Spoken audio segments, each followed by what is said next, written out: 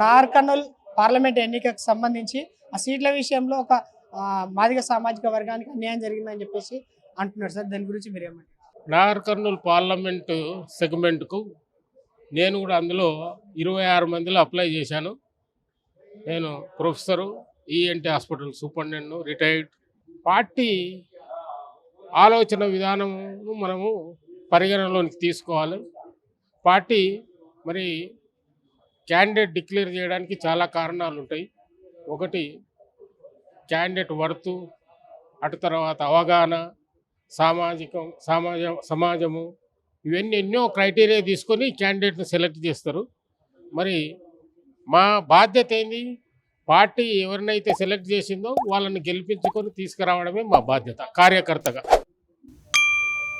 అది కాంగ్రెస్ కార్యకర్తగా వాళ్ళు ఎవరినైతే సెలెక్ట్ చేశారో ఆ క్యాండిడేట్ని గెలిపించడమే మా యొక్క బాధ్యత. అంటే ఇప్పుడు మందకృష్ణ మాదిగా ఉండేసి ఆయన ఇప్పుడు కాంగ్రెస్కి ఓటు వేయకండి, ఓన్లీ బీజేపీ మాత్రమే వేయండి మాదిగా వాళ్ళు అని చెప్పేసి చెప్తున్నారు సార్. దళితులకు వ్యతిరేక పార్టీ బీజేపీ పార్టీ. అందుకొరకు దళితుల వ్యతిరేక పార్టీ కాబట్టి సౌత్ ఇండియాలో బీజేపీ పికప్ కాకపోవడానికి అదొక మెయిన్ కారణం. అది బిజినెస్ వాళ్ళ పార్టీ. మరి దళితులంతా చెప్పినంత మాత్రాన ఈ చరిత్ర కూడా చదువుతారు కదా, చరిత్ర తెలుస్తుంది కదా. తాతలు ముత్తాతలు అందరూ కాంగ్రెస్లు ఉన్నారు. మరి పిల్లలు న్యూ జనరేషన్ కూడా ఈ అవగాహన వాళ్ళకి కల్పించారు. అంటే ఇప్పుడు మెయిన్గా నాగర్ కర్నూలులో చూసుకున్నట్టయితే ఏ పార్టీ వచ్చే అవకాశాలు నేను చెప్పేసి అనుకోవచ్చు sir. Present as and today కాంగ్రెస్కి ఫేవరబుల్గా ఉంది.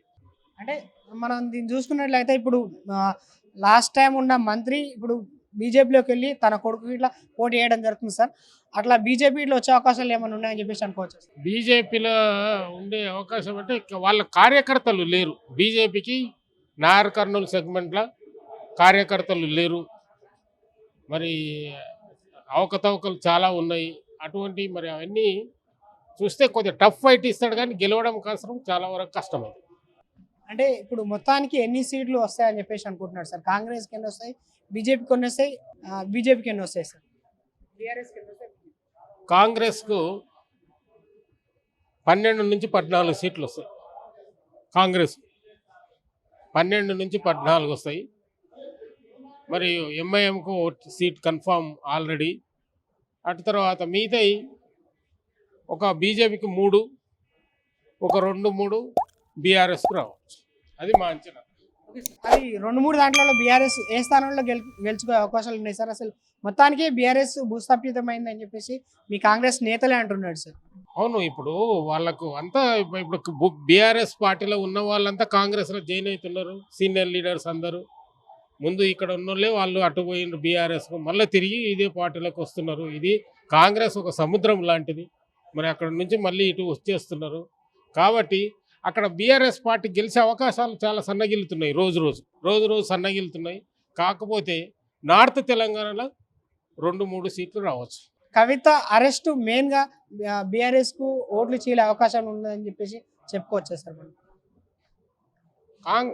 కవిత గారు అరెస్టు బీఆర్ఎస్కి నెగటివ్ అయ్యి బీజేపీకి ఫేవరబుల్ అవుతుంది.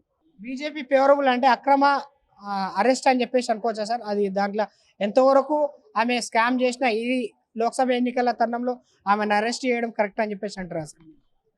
ఎలక్షన్ ముందు ఎవరినైనా అరెస్ట్ చేయొద్దు. ప్రజాస్వామ్యానికి అది విరుద్ధం. ఎందుకంటే ఒకరిని అరెస్ట్ చేసి వాళ్ళకి ఫేవరబుల్గా తెచ్చుకోవడము ప్రజాస్వామికంగా అది చాలా సరైన పద్ధతి కాదు.